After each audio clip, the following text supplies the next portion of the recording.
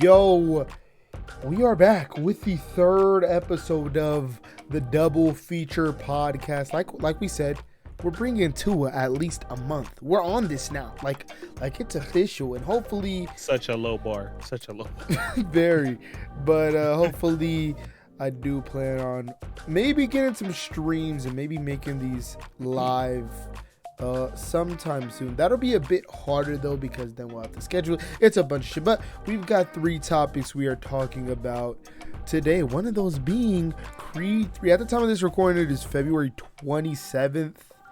We watched it. Yeah, got posters and stuff. And we'll give you guys our thoughts on that. But before we get into this, man, please hit that subscribe button and click that bell if you like this type of content, including like reactions to The Last of Us trailers, a bunch of stuff like that. We got all that on the channel, reviews, video essays, literally anything you could think of related to like movies. We probably have that type of content up here. Be sure to hit that like button though if you end up enjoying this video, and our social media handles are right below us, so please feel free to follow us on like TikTok, Twitter, Instagram, wherever you can find us, mostly Twitter and Instagram. Yeah, we've got some interesting things to talk about too. The first 2 topics are basically about like the box office, so we're gonna get straight into this. And one thing I want to talk about is Ant-Man and the Wasp Quantumania has the largest second weekend drop of any movie in the MCU. And this is huge. I actually tweeted out. Wait, you said the second largest drop of any movie? No. It has the largest drop. It has the largest second weekend drop out of any MCU movie. And I tweeted out a couple of days ago that Cocaine Bear made more than Ant-Man on a Friday. It was actually this past Friday. And I tweeted out that should be a serious wake-up call for Marvel. First, I'm gonna go to you though. What do you think about Ant-Man being the largest second week, having the largest second weekend drop off out of any other movie in the MCU? You know, I'm glad you asked. I am. In my opinion, it's deserved. This is like the worst. This is like the fucking one of the worst comic movies I've ever seen. I know I remember the BVS second week drop off being like fucking horrible. What was it, more or less? Actually, I'll look that up while you're talking. Anyways, I remember that drop off being horrible. I remember everybody talking about that shit. Yeah. So we better be talking about this motherfucking shit right now, because number one, it's fucking deserved. Like, don't get me wrong, there was bad reception from BVS. Shit, I'm gonna stop talking about BVS. But no, it was 100% deserved. Now the drop off, in my opinion, it would be crazy if there wasn't steep declines in box office already for these superhero movies. Like, it would be a little bit crazier if like Black Adam was making money and like every superhero movie here and there like was just making a ton of money. I think it was actually the same. It has the same drop off as Batman versus Superman. Did it really? Yeah. I could have swore Batman vs Superman had like a 60-some%. It had a 69. I thought it was 67. No, 69. Ant-Man and the Wasp also has a 69. Ant-Man and the Wasp had 71. I heard. No, that was its. I forget what that was, but that's not the actual maybe drop. I'm just remembering wrong. But nah, this is the dawn of the fucking like grab our fucking. I can't even think of a fucking word. Grab our fucking spears and pitchforks and fuck these fucking Marvel movies. Like, it's about time, because I'm not gonna lie. I walked out of Thor: Love and Thunder and I was like, nobody should watch this movie. And the fact that movie made how much fucking money did that movie make? Not like a ton of money. No, but I think it made like 800 million. Oh, okay. What's wrong? What's wrong with that? That movie is so bad. Yeah, I don't even understand how that movie made 761. Fuck that movie, straight up. On God. Fuck that movie. But I made 760. Huh? 760. That's fucking so not deserved. but the Ant-Man and the Wasp one definitely deserved. Uh this movie's gonna bomb. I don't know what the total is at. Do you know Um, what the total is at? I want to say it just hit like maybe 200. Jesus, this movie, yikes! I mean, Shazam is about to come out. What else is about to come out? Something else. Not John. Oh, I know you've John Wick is got gonna come out. John Wick, Creed, Scream, and Shazam. Creed. I mean, yeah, Creed, Scream. Yeah. Jeez. Good luck there. I mean, I don't see this movie making more than 450 million, 500. Really? That's like Yeah, I don't see it making more Black than that. Adam numbers. Yeah, I don't see it making more than that. Just because of the competition alone Ant that's going up Man against. and Black the Adam Wasp. didn't really have like comp like that. Like They have made 363 million.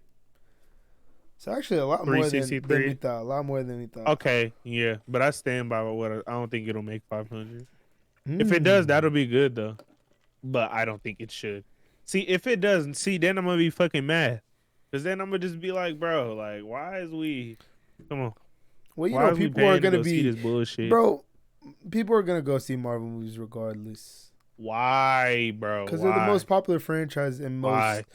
like. No point if they're fucking mid milk. No point.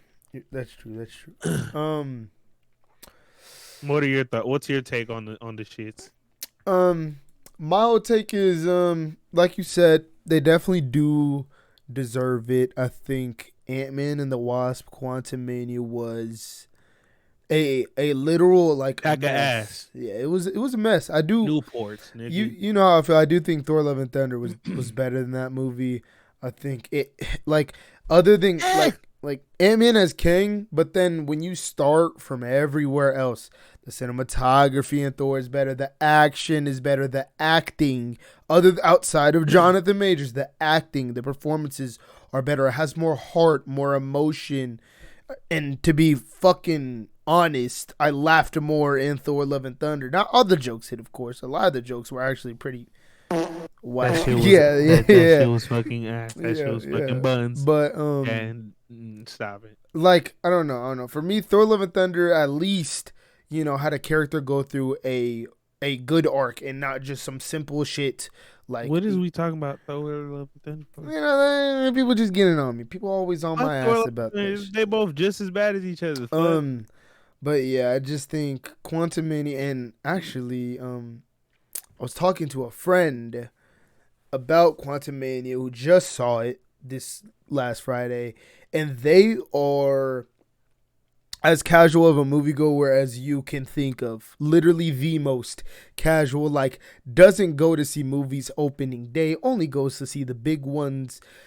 Right. And she was like, that was garbage. And I'm not gonna be honest. I think this movie will make like around 500. I think that's where it's gonna end up. Okay. But as for like why this is going on and what I think this is a huge wake up call to Marvel, thankfully. And seems like the reception had some type of effect, either that or combined with Bob Iger coming back, running Disney and stuff, and they just delayed the Marvels to November. So Yeah. I do think they're taking the steps in the right direction after Phase 4 and noticing kind of the criticisms and problem with it. But you brought up a really good question when we were discussing what topics to talk about, and regarding with this, when you said this might affect Guardians, what do you think it'll do? Do you think it'll affect Guardians? If so, if you do or don't, what are your thoughts on that? All right. It's so hard to say. It is so hard to say because like anything is possible, but like I don't see it happening. I just think Guardians has the hype. Guardians, I mean, it's a big name at this point. Like everybody knows fucking Lil Groot Huge. and They're Gamora and huge. shit. Like everybody knows them. It's not like Ant-Man where it's like, hey, let's go watch Paul Rudd be turned small. Like no, it's It's more true. like It's true. so I don't see it affecting it, but on the rare occasion that it does, I think like, and mind you, the movie has to be good. Like, don't get me wrong, everything Factual, I've yes. seen from the movie looks great. Like, it looks like it should be a I fucking. mean, he hasn't blast. missed. Like He it hasn't should be a missed banger. yet. So But like, again, like you never know. You just yeah, of never. course. You Especially never in Phase ever know. 4 Yeah, or after Phase especially 4. nowadays, like you just never know. So like, if it's like a little bit of that combined with a little bit of Ant-Man backlash, like, it's gonna be tough for that movie. Does anything? Oh, hold on, let me check real quick. What are you looking for? I'm gonna see what releases around it. Around what? Around Guardians. May. Super Mario released in April. So it's Super Mario, Fast X. Fast X releases May, right? Damn. Same week, right? Fast X releases either the same week or right after, or the week after. Okay. Into this Across the Spider-Verse like That's in 2 June. weeks after. That's in June. Like 2-3 weeks after, right? Yeah. Oh, it's got some competition for sure. That's tough. I don't know.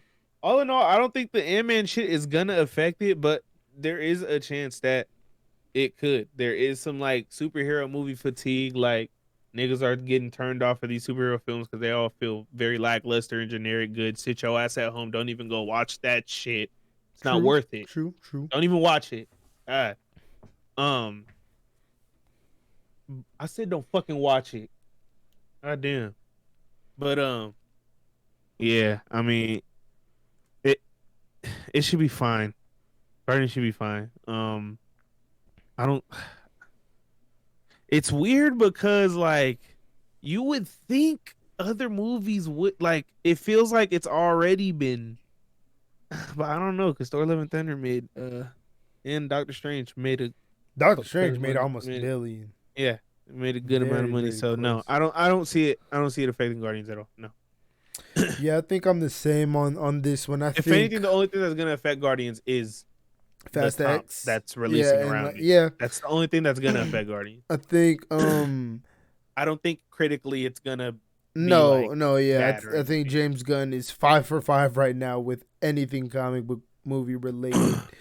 And it's just he's one of those people where it's like he's so consistent. You know what I mean? And it's like it's the same thing I brought up with Damien Chazelle when like Babylon was releasing and getting all those scores. I was just like, there's no way. There's no way Damien Chazelle makes 3 bangers and then, you know, one of the worst movies of the year. No way. And I was proved right. And I think, you know, as far as the movie goes, I think, you know, the Guardians fans, it's only grown, especially over the years with like Disney rides being made and the amount of merchandise they're selling now. It's only grown. Disney rides and shit. Exactly. I think so the core fan base is 100% gonna be there. I don't think they're gonna be affected by this at all. But the one thing I am scared of is how like casual audiences are gonna go see Ant-Man, and that's really gonna kind of put them off of Marvel for a little bit. Like maybe they'll look at Guardians and just be like, "Oh, this looks like Ant-Man," when it's kind of vice versa. That's another thing too. Like, I could see people like being like, "This looks like Ant-Man," because Ant-Man does take a lot of elements that look like some shit from Guardians of the fucking Galaxy. That's true. I just think I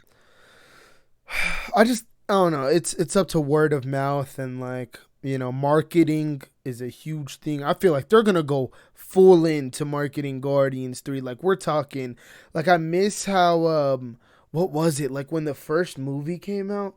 The marketing was so interesting. I forget, like they used to do things like there would be like full on like handing out cassette tapes with your popcorn and like just crazy. Like I want that type of marketing. I want people to like, you know, get back into the feel. I feel like what's the film's budget? That's one thing. Guardians is probably the same as like everything now is like It's 200. pretty high. They're it's around probably 200. gonna market the shit out of it. Well, I feel like they kind of know to do that. Like the Guardians Yeah. are, and I've said this before, they're the biggest franchise outside of the Avengers and Spider-Man in the MCU. Easily. They're the biggest franchise. It's not Outside even of the Avengers and Spider-Man. I don't think they're bigger than Cap. Yeah, they might, and not Iron Man, obviously, because Iron Man 3 made Obviously, like 1 billion. But You think they're bigger than Doctor Strange? for sure, definitely. That first movie only made like 600, like 600 million. The first two Guardians movies made 750 and above. And Yeah. Oh, they're not bigger than and- Black Panther film. oh, of course not. But I just think like I'm talking about not even just box office. I'm talking Guardians about like is 250 million. They're probably gonna market it. Pretty yeah, good. I'd hope so. I just I don't know. Yeah, because Thor: wanna- Love and Thunder was marketed pretty good. I want to get back into the like. I feel like a lot of people don't remember like the Guardians hype and like the even just for the second one, like It'll come back. just like just the vibes of like having the little classic soundtrack song. Just that family is so specific and like Yeah. they move a certain way where just they're all likable. When it comes out, I think the word of mouth will kind of it'll be enough. I think Guardians is pretty safe for the most part. But we're gonna go ahead and move on to the second topic, which is also related to box office, and that is that Box Office Pro estimates and projects that Shazam: Fury of the Gods will earn between 43 and 52 million in its opening weekend, which is worse. This says the Fist Films. All right, that was a typo. All right. It's worse than the first film's opening weekend. Fist. Yeah. But yeah, Fist. Box Office Pro projects that Fury of the Gods is gonna open less than the first movie. How do you feel about that? Like, what are your thoughts? Wait, it's gonna open less than the first movie. That's the and projection. Black Adam. I don't know about Black Adam. I don't know how much that made. I could have swore I seen some shit that said like it was opening. That just bad. tell me your thoughts while I look it up. You don't have to look it up. All right. I mean, what can I tell you? I've been saying it all year, from the first fucking trailer Yeah, that's less. to That's the less. final fucking TV spot. This shit looks like fucking mid milk. It looks like the most generic piece of shit superhero movie ever. It literally looks like Black Adam. It just looks like a light version of Black Adam, like Black Adam light, diet Black Adam. Like, bro, like, bunch of shitty CGI, bunch of shitty comp, like, garbage green screen. It just looks bland. Nothing from the trailers makes it look like a step up from the first. You don't even remember the Nothing. first movie. Nothing. Like, you've not even Nothing. seen that But first there's movie. just better scenes in the first one, like just the scenes of him like at the little corner store or whatever, and then there's like scenes of him like when he first gets his powers. Like, there's nothing that fucking cool in That's the all you fucking remember. Shazam 2 trailer. And then the villains look like fucking ass, dog water. So when there's a fucking box office prediction of it being Pause did right you there, find out? Did you motherfucker. find out? Is it Pause Black Adam? right there. Don't you What ever, the fuck do you want? don't what the you fuck do you want? ever shit on Helen Mirren and fucking Lucy Liu. All right, I'm those not are shitting on mothers, I'm shitting on queens. those characters 'cause they look Shut like up. mid. They look And like yes, a bunch of that is- fucking mid. That is projected lower than. They look what like some Black like Adam World of did. Warcraft fucking like rookie level 1 fucking soldiers that you just beat the fuck up. Like, Just get to your point. my point being that did you find out if it's I just said that's lower than Black Adam's. Maybe if you don't talk so fucking loud. God damn.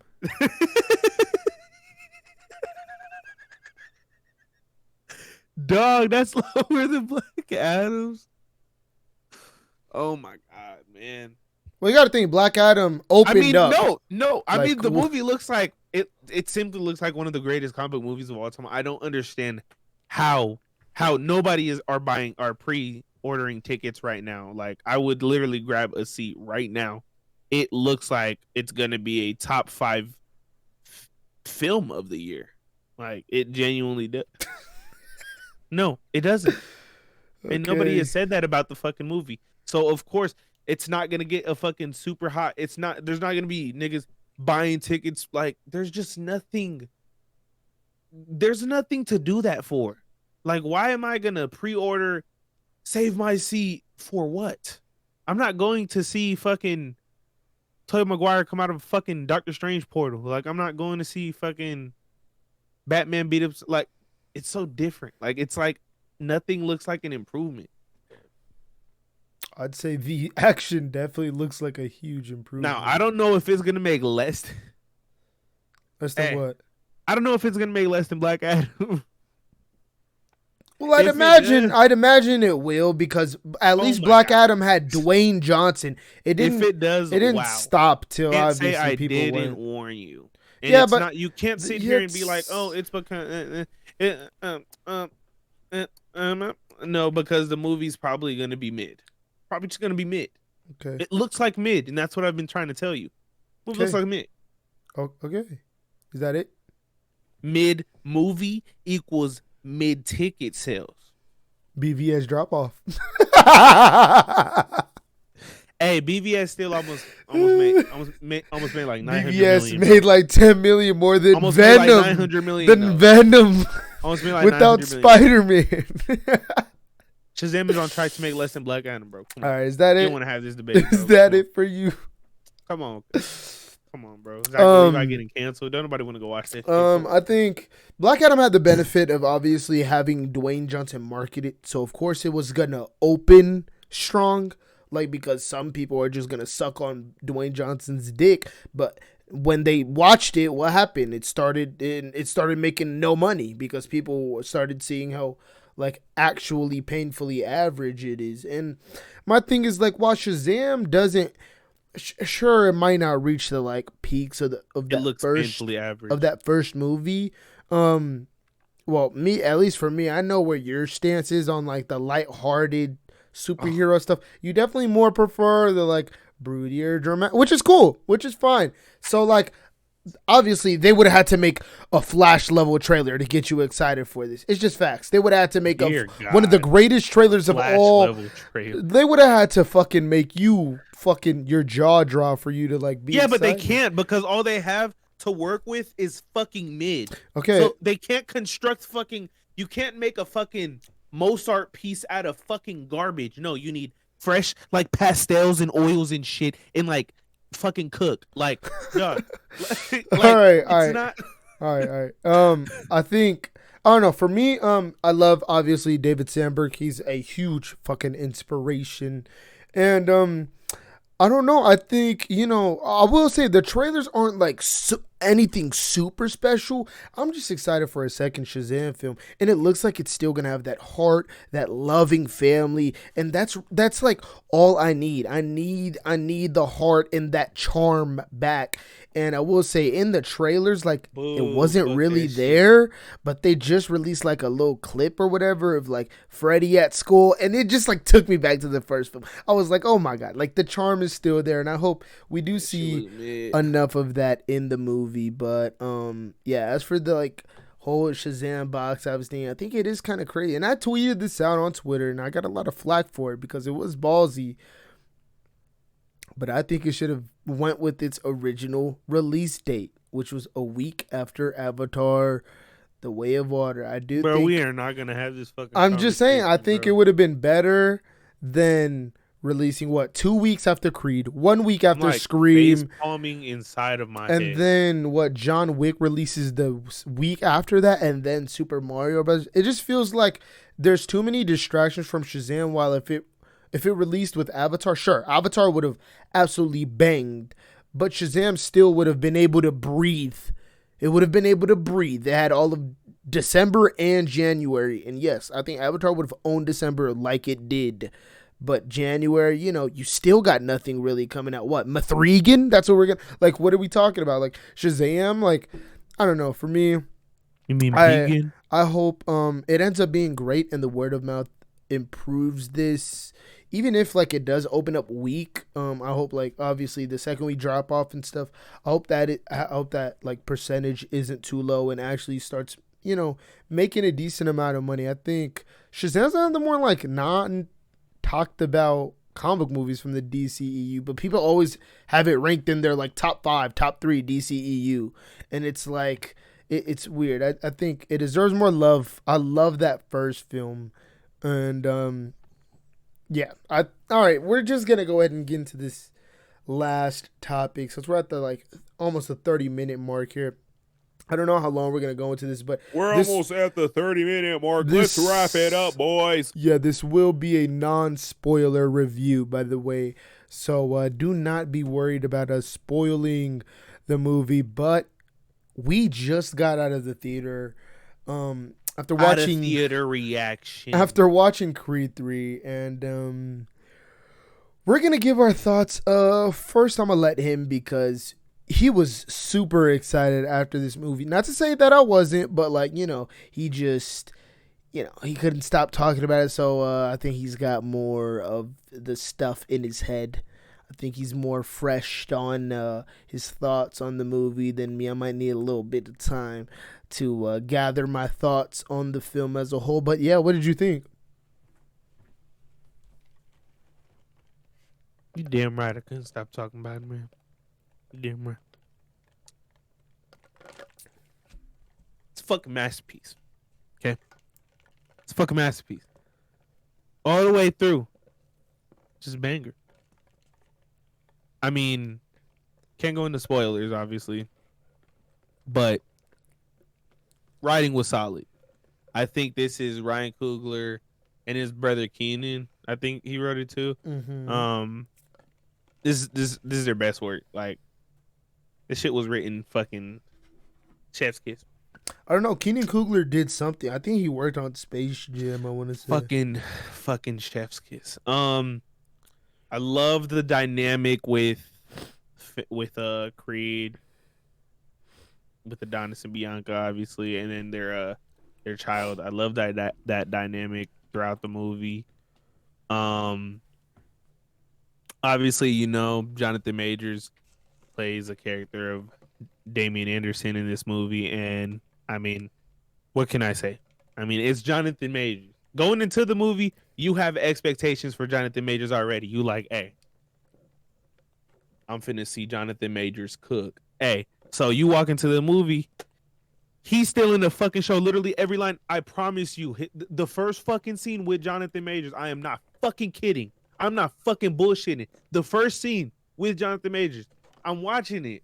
I'm just sitting there. IMAX, live premiere event, big ass screen, loud ass speakers. I'm watching this shit. Cinema. I'm watching it. It's the first scene. I gotta lean over to my brother. I gotta tell him, bro, he is cooking.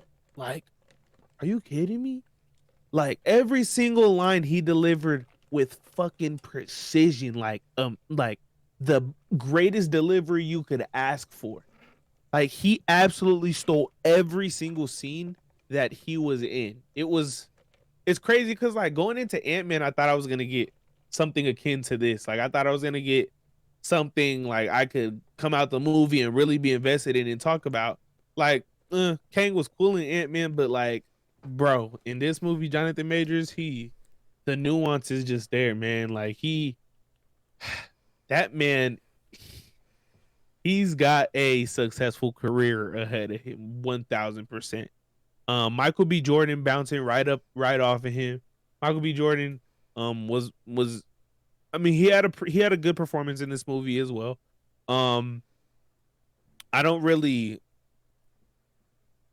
rate Michael B. Jordan that high, like, but he was solid in this movie. I mean, he was good. I mean, you can't really ask for much more. I love Tessa Thompson in this movie. She had some more dramatic scenes to deal with here, with and some with the daughter too, that were really, really good, as well as the mom. The mom was in it. The mom was in this film again, and she was great in this film. She had like two very emotional scenes in this film. And they were acted so well. So all throughout the movie, I mean, the performances, I mean, they're all there. You got a cast of stars to the actors. Even the see, I'm bouncing into spoiler territory, but yeah, just know that the performances are there. The writing is there. As far as stuff like, you know, direction, music, stuff like that. As far as the score goes, who did the score here, Keith? I don't know. I think didn't I tell you they did like fucking Trolls, and they didn't do Music by Joseph Shirley. Yeah. Okay. I don't know, but I like the music in this movie. There were some instances, I don't know if it was the music And or two just the sound Jackass mixing. movies. I don't know if it was like the music or like the sound mixing or like the fucking sound, like I don't know what it was, but there were some points in this movie where there were some unorthodox sound effects going on, and it sounded very cool. It sounded something akin to like a Black Panther or something. But yeah, the music overall was well, especially obviously in the fight scenes. The music was fire. There was some good like soundtracks, music too in this movie. Yeah, all the music was pretty fire. As far as like the directing goes, Michael B. Jordan, bro, this is the first movie he's done, right? I'm not kidding, right? Like, Yeah. this is the first movie he's indeed done. his directorial When I tell debut. you, this nigga got up out his chair, took his meat out, nigga, took his meat out, put that bitch on the table, Oh my said, god. "Hey, y'all look at this shit. Y'all get a good look at this motherfucker, all right? I'm coming in balls deep, nigga. I'm coming in swinging shit, boy. Are you kidding me?" Michael B. Jordan was in his fucking Duffy in this movie. This got to be like one of the best nigga. This debut up there with like motherfucking This debut up there with like John Cena and shit, bro. What? This debut up there with like John Cena and shit. When John Cena came in there looking corny as fuck. The prototype? Yeah, the prototype, nigga. Not knowing that nigga was gonna be a fucking GOAT. Like this, bro. I mean, you've heard it. I mean, Michael B. Jordan was inspired by anime directing this movie, and you could fucking see it. Fingerprints all over it. Like there are genuinely some scenes. There are some shots, literally. There are some shots, and there is one shot. There was one shot in specific that I started tearing up at just knowing. I know exactly what inspired that shot. I know exactly. Without spoilers, can you say like what part of the movie? Was it the third act? It was in the third act. It was in the third act. All right. Yeah. I mean, I started getting I felt some kind of way seeing that shot. But yeah, the way he shoots the fight scenes in this movie are they're fucking chef's kiss, and I cannot wait to see more. I just can't, because I know he's only gonna turn it up a notch. Oh yeah, for sure. They're definitely gonna. It's do only. one. Oh my god, I know it's gonna get wild. As far as like the more emotional scenes go and stuff, I felt like there were some things kind of they didn't feel rushed per se. They just felt like out of place. They just didn't. They kind of felt like out of place, like just wrong timing, weird. How it happened, like just out of place. But I mean that's not a lot throughout the movie. I'd say only on like one or two occasions, maybe, that I felt like that throughout the movie. The movie was paced quite well. I never felt. I know the runtime was like 2.5 hours. Oh yeah, I know. Yeah. I never felt the runtime really, because I know I rewatched the first two Creeds again. They're both shorter, like they're both like at least like 20 minutes shorter than Creed 3. And I gotta say, Creed 3, I feel like you did not rewatch the first Creed, boy. No, I was about to say I feel like it feels faster than the second one. not the first For one. sure, I think so too. Yeah. But the pacing, it's not that the pacing is like a slow burn or something. The first one's pacing it's actually kind of fast. Like it's not really fast, but Relatively. it's kind of fast. The third one's is just kind of like a constant pace. It's kind of like it's very breathable Yeah. pace. So I think it was paced quite well. There was clearly some like style going into the movie. There are some characters that without spoiling, there are some characters in here that you might identify, that you might know. Which is always cool to see.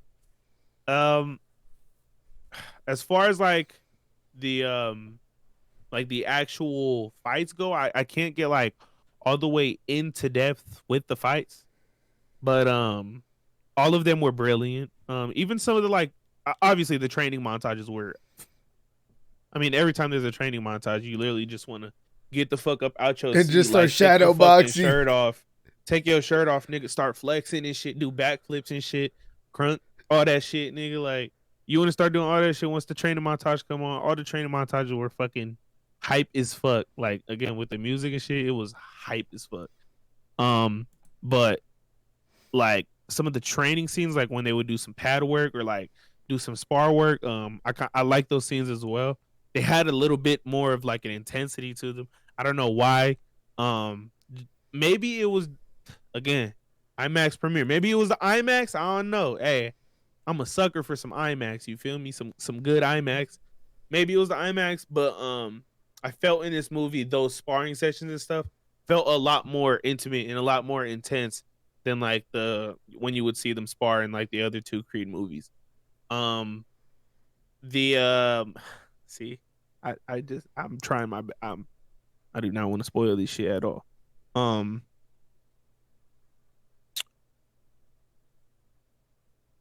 The There are music. I think there are like three, like there are three fights, right? Like main ones, yeah, I'd say yeah. There are like three main fights. Again, like all of them are good. Literally, like all of them are All of really them good. are like really good. Yeah, I mean, I can't get into all the details like I want to. But I don't have too many cons on this movie, and if I do, like they're probably Nitpicks, yeah, very minute things. Yeah, they're probably like some minute things. I love what they did with some characters though. Like they really kind of fleshed out some characters, and even like side characters that weren't really main characters. They all felt like they had some kind of importance to the story. So Definitely. yeah, I liked it. The obviously the writing I mean it's not the tightest, but to me it's tighter than 2. The cinematography is there for sure. There are some scenes where I noticed the cinematography and I'm like, that's a fucking cool shot. The IMAX scenes, I think it might just be the fight scenes that are in the IMAX. Pretty sure, like I some of them aren't though. Like I'm pretty sure the training montage was in IMAX. I think. So some montages are in IMAX. But yeah, for the most IMAX part, it's scenes the fights. The IMAX scenes looked fucking amazing, fucking pristine. Like they look wetty. They look so good up in that IMAX theater, bro. But yeah, everything about Creed 3, I mean, I fucking loved it. To me, it's my favorite of the trilogy so far. I want to see Michael B. Jordan do some more shit. Yeah. All right. Straight out of the theater reaction. This shit is a fucking banger. You need to go see it in IMAX. Or at least on the biggest screen you can. But before I start talking, if you go to Are Bro, you not everyone serious? has a If you go fucking to your IMAX. fucking God if you go to damn. your fucking Not little everyone has an drive-in IMAX, theater especially a and real try to one. watch an IMAX, if you try to go to your He does let's go not to the listen. local popcorn theater and One ear and out the other. let's get some nice popcorn and sit in some fucking dingy seats and watch it on a small screen. No, Bro, not everyone has an IMAX theater. I don't care. Go walk 2 Especially days. a real one. Go walk Especially 2 a real days. one. Go walk 2 days to the nearest fucking IMAX Fuck theater. up. Go watch it in IMAX. Okay? All right, before I go, what are you gonna give this? Go ahead and give your score out of 10 for this movie. I'm gonna do out of 10, and then I'm gonna do percentage because I like to do percentage. No, you don't. I do. I think I like to do percentage. But out of 10, I'm gonna go with an 8-9. 8-9. Okay. Out of percentage. 8-9 out of 10, and then percentage wise, I gotta go 91, bro. Wow, 91. Okay. I gotta go 91, bro. By the way, guys, if you do end up wanting us to do a spoiler talk, giving our thoughts and spoilers, please be sure to leave that in the comments below, because we will. If enough people, if enough of you guys end up liking this video, we can get in the nitty gritty depth with this fucking movie. Are you kidding me? But as for myself, I thought this was an outstanding debut by Michael B. Jordan. Man, it must be so cool to have your directorial debut be such a large movie. That's actually really cool. He took some stylistic approaches in this movie that were very, very interesting. This is definitely the most stylized out of the trilogy. And also, getting the trilogy on 4K now. 1000%. I think. I'm trying to think if. Yeah, I will say there are moments. There's specifically one moment in the third act. I'm not gonna say what it is specifically, but I was locked into it. But I was locked in. All I'm gonna say is I can see if some general audience, some casual moviegoers that don't watch a lot of movies or TV shows or animes and stuff, I could totally see if a certain scene takes them out, because in that final, I'll just say the final fight. In the final fight, they do take stylistic approaches that maybe you like, maybe you dislike. For the most part, I think everyone in our theater loved it. I loved it. But as for the fight themselves, like he said, I thought they were so well shot. For nothing was too it wasn't shaky cam. There wasn't bodies in front of the camera while the punch is thrown too much. You saw everything. It was clear. It was clean. It was precise. My only thing is I would love if the shots were a bit longer, and I feel like it would make the choreography feel a bit more real. I feel the shots when they're fighting are maximum 5 seconds long, and it's usually punch, and then I'll take a punch and another punch, and then you block my punch, and then I'll block your punch. It's like all the Creeds where it's a combination. They do their thing, and then that's the. I just wish they do a lot of those. They can make it feel a bit more natural.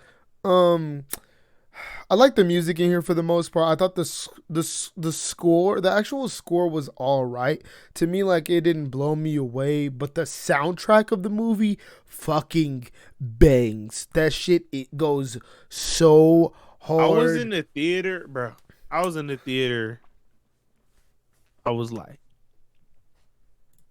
nigga, what? Yeah, fuck. I was going crazy. But I thought Jonathan Majors, man, I think he's the best villain of the entire Rocky 1000%. franchise. And the reason why I can confidently say that is because I think Apollo Creed is for sure one of the best, but he kind of turned into a friend. Like, Yeah. and so he didn't, and on top of that, he wasn't this like super menacing boxer.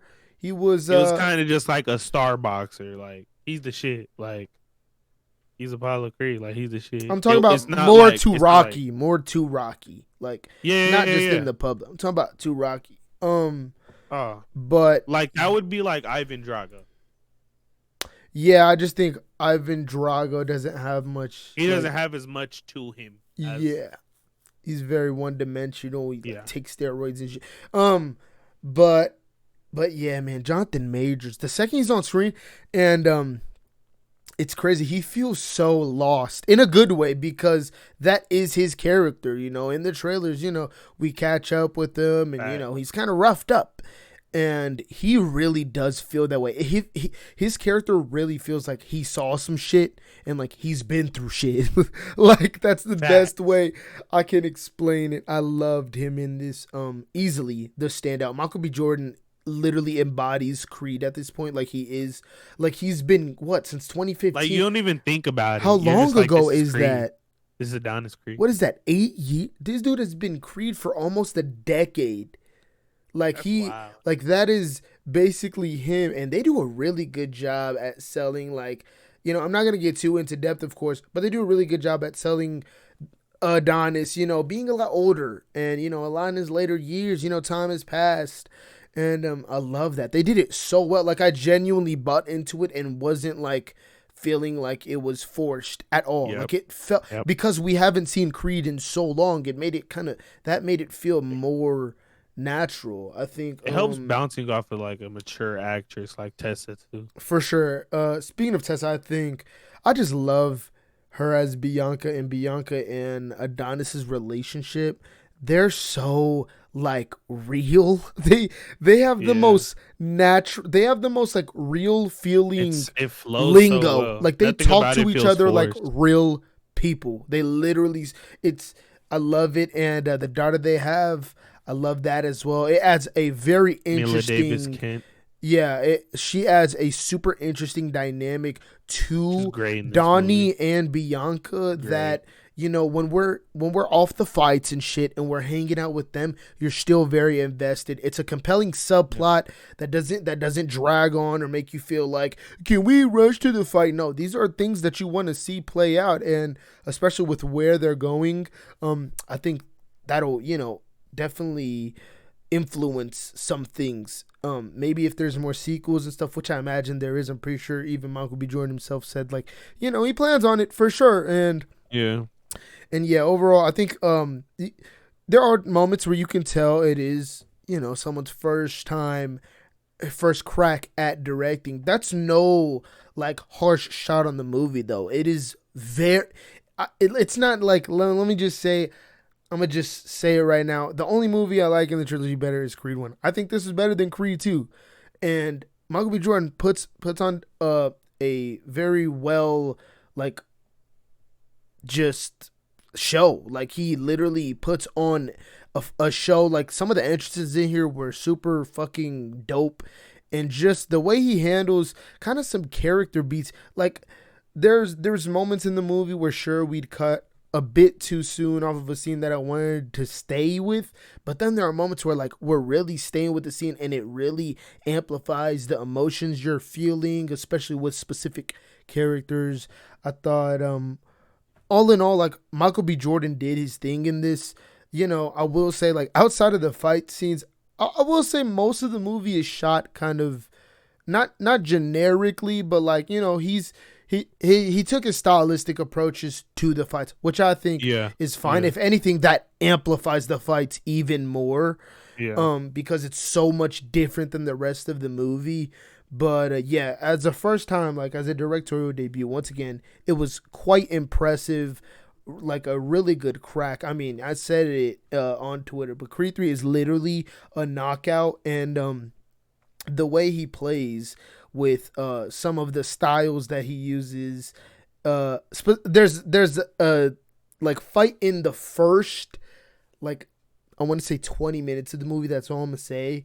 And there is a shot, or like a sequence, I should say, that was just amazing. That's all I'm gonna say. You're gonna notice it because when you see it, you're gonna be like, "Oh, this is so cool," and the way it's shot is so cool as well. Like overall, I thought this was hitting on literally all cylinders. I just don't think it's like the peaks of like it has all the peaks of the Creed franchise. I think it has peaks of the Creed franchise. I still kind of prefer one a little bit more. I feel like Ryan Coogler just has Definitely such a. gonna have to go give this a He has like a raw.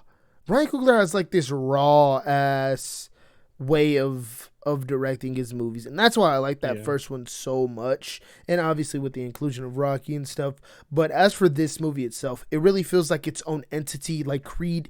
Like we are moving into the era of only Creed. And while the previous two movies were definitely about him, it was more Creed in the Rocky franchise, while this almost feels like it's making its own franchise, even though it's not, obviously, but it almost feels like it's carving its own path in the franchise, not taking away the other path, but more carving its own. And I really liked that. I'm trying to think if I could really talk about anything else in the movie, but for the most part, I think I talked about pretty much everything I wanted to. There's, like he said, there's some people that return from previous movies. I thought that was really cool because I didn't think Creed 3 was going to be so like connected because of like watching the trailers and hearing that, Rocky, Sylvester Stallone wasn't going to be in it.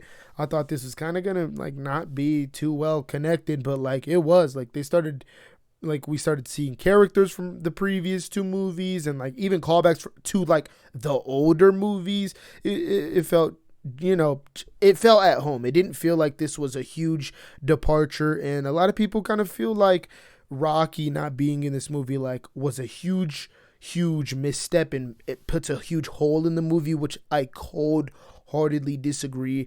I will say there are moments where Rocky should be in there, but like those are minor nitpicks. But there is one specific moment where I think he should have, and I think you guys will know when you see it.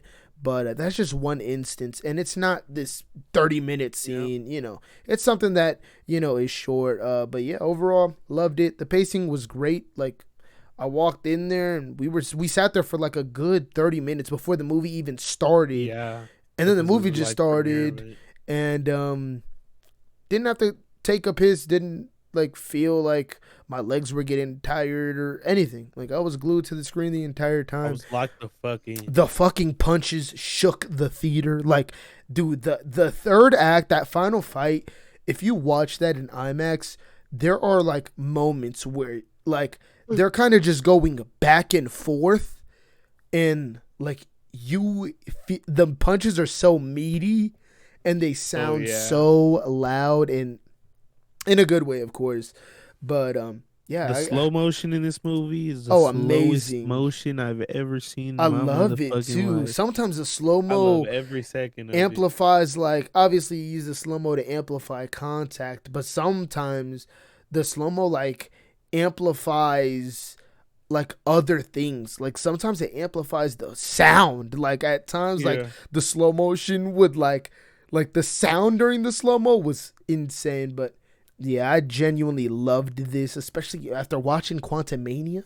Man, John, this is the Kang we should have got. I'm gonna give this out of 10. I'm gonna say a nice 8.3, 8.4. I'll go 8.4. But yeah, I thoroughly enjoyed it. Were you gonna give your percentage, or did you already do that? I already gave my percentage. What was your 91? Yeah. I don't know if I want to give my percentage because I might want to do a video essay review on this movie. So yeah, I'll definitely do that actually. 100%. So yeah, look out for that on the channel. But yeah, guys, that is going to wrap up the third episode for the double feature podcast. Once again, hit that like button if you ended up enjoying this, and comment below if you guys want us to get into spoilers, because we will definitely do that. Again, challenge me, all the smoke. Absolutely. And once again, you can follow us. Our social handles are right below us.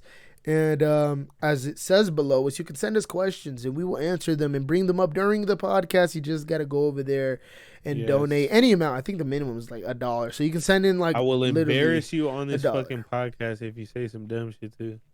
And I'll embarrass you. Hopefully, like if we start doing live streams, that'll be in effect more. But yeah, guys, hopefully you guys enjoyed this episode. The topics that we talked about, discuss those in the comments below as well, whether that's, you know, if you've seen Creed 3 by the time you're watching this, or even when I talk about the box office stuff, go ahead and discuss in the comments below with us about that. But yeah, guys, that's going to wrap up the 3rd episode of the Double Feature podcast. We'll be back soon, of course.